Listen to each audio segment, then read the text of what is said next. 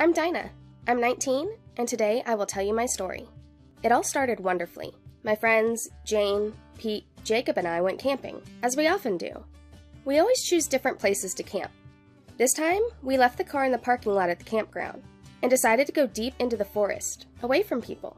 After 3 hours of hiking, we came across a beautiful meadow near the river, and we set up camp. We were delighted with the place we had found. It seemed completely wild and secluded. We swam, sunbathed, sang songs, threw a ball around, and ate the most delicious food cooked over the fire. The next day, I was the first to wake up, and I decided to take a walk in the woods and collect firewood. I still remember the especially fresh and beautiful nature that morning. I even closed my eyes to enjoy it better, when suddenly my left leg fell into a small hole in the ground. At that moment, it was as if hundreds of needles struck me at once. I screamed, my vision blurred with pain, and I heard a horrid buzzing. I had fallen straight into a hive of ground wasps. Limping, I ran away as fast as I could. Everyone in the camp woke up and rushed to me. We took off my sandals, which I had hastily put on that morning instead of sneakers, and examined my leg. I was sure that there wasn't an unstung space left, but there were only 3 red, slightly swollen dots. I immediately felt better.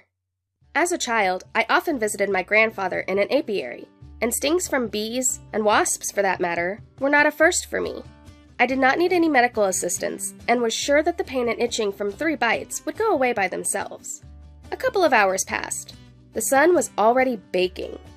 We sat and cheerfully discussed my unsuccessful walk. The pain and itching in the bitten leg did not go away, but I did not want to disturb the guys, and was silent about it. Suddenly, I felt sick, and my head ached terribly. I tried to get up, but then fell down. "Yeah, you're burning up," cried Chris. I began nervously removing the damp hair from my face, as the guys made a piercing moan as if on command. There were huge red spots on my neck and all over my body.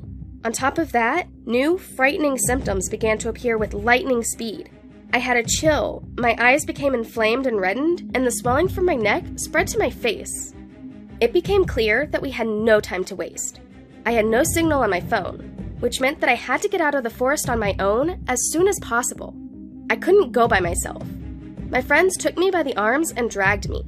I must have passed out almost immediately.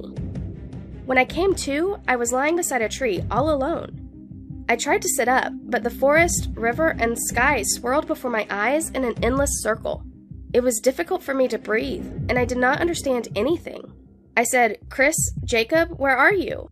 But I didn't know if anyone could hear me, because I myself couldn't hear my own voice.